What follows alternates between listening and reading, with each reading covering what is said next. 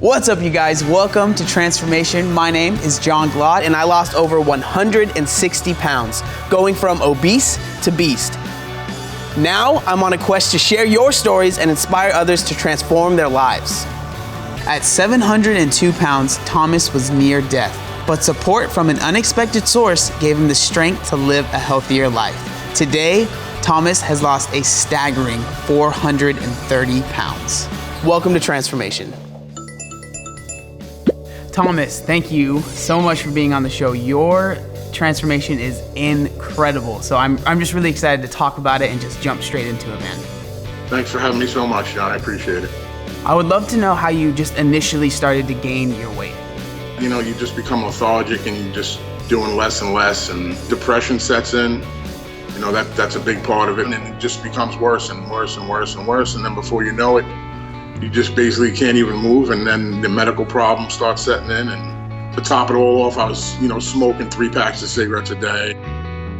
Just a horrible lifestyle. So you go from 450 pounds, and I know at your highest you were over 700 pounds. So Right. At that moment, were you just at home all day? Were you working at all? Like, what was that like? I spent probably the next 2 years, the majority of the time up in my bedroom. And that's where I gained the rest of the weight until the medical problems just got so severe that, I was basically on my deathbed. Wow. I was laying there when I was 700 pounds and I thought to myself, I have to lose 500 pounds. How would you even fathom that? It was 2 years of slowly just dying upstairs, basically. Wow, that's powerful, man. When you're just sitting at home all day, right? Like, what was a normal day of eating like for you when you were that big? I live, 100 feet from fast food restaurants, and I would stuff myself in the car, and I would make sure I got my food. So what medical issues did you experience being that big?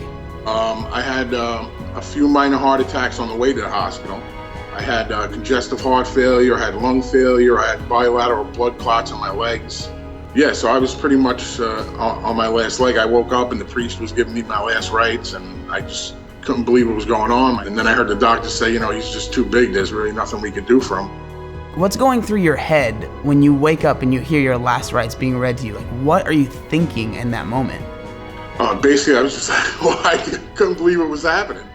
And I remember telling my mother, if I die, just let me die, peacefully in the night without them carving me up. And, I made it through. I don't remember anything for like 2 weeks after that. But, I remember, making it through there. And then when I said to myself, you know what, I got a second chance at life here. And everybody who hears the story says, oh, that was the changing point in your life. And unfortunately, it wasn't. So I went home and, I might have lasted 5 weeks, and I started going back to my old ways. Ended up going back to another heart doctor and found out I gained back 50 of the 100 pounds I lost. It took 2 nurses to measure my waist. I had an 84-inch waist. And it was just, that was the worst experience of my life that day at the doctor's office. And that's where I met my friend Chris. Wow. So tell me a little bit more about how you met Chris. He walked in and I recognized him from being on TV. He was on The Ultimate Fighter.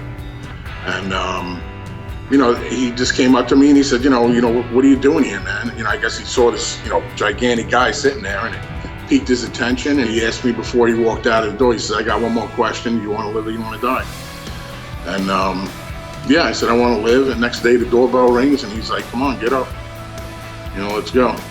And, that's just, I always say Chris was never my trainer.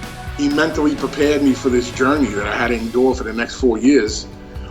When I was in the gym actually working out, that's where I met my trainer that I trained with every day till this day. And for him to step up and, take on this burden, I wasn't paying him, I didn't have any money, I was on disability, just unbelievable. Just like, that's why I say, I hold myself accountable because all these amazing people are stepping up for me. The least I could do is give 120% every day, and that's what I try to do. Well, you've definitely done it. It's like being reborn, John. Like when I was younger, all the way up until I was, hospitalized, people used to refer to me as TJ. That was my initials, for Thomas Joseph. And then when I came out, I started telling everybody I want to be known as Tom now. And everybody says, why you want to be known as Tom? Because I say TJ died in the hospital. If you're gonna make it, you have to just get in that frame of mind. And my motto is, when people say, "Oh my God, how'd you, lose that much weight? Did you think you're going to be able to lose that weight?" And I said, I don't think of it that way. I said, I just lost 1 pound. I've just done it 430 times so far.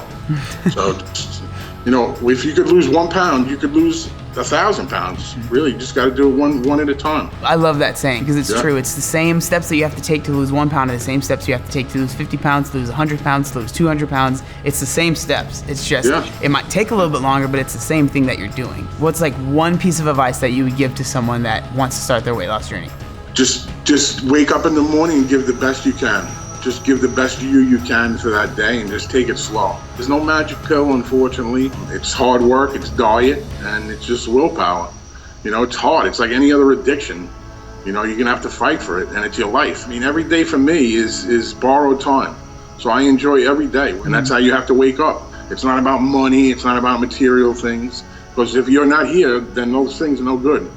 I am incredibly inspired by listening to you, and I hope the people that are watching at home are just as inspired because your story is amazing, and I'm just very thankful that you came on here and shared it with us. Thank you so much, John. I'm so thankful to meet you and meet everybody else from Quest. It's been awesome.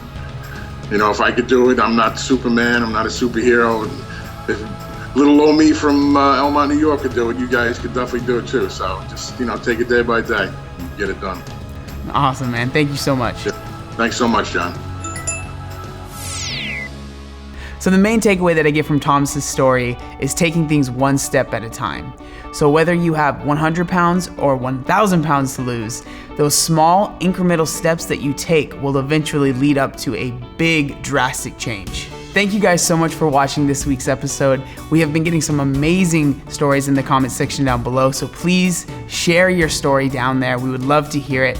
And if this video impacted you at all, please give it a share. Share it with your friends, share it with your family. Hopefully we can help someone change their lives. I appreciate you guys coming in and watching this week's episode. Make sure you hit that subscribe button for more videos like this every single Tuesday. See you guys next time.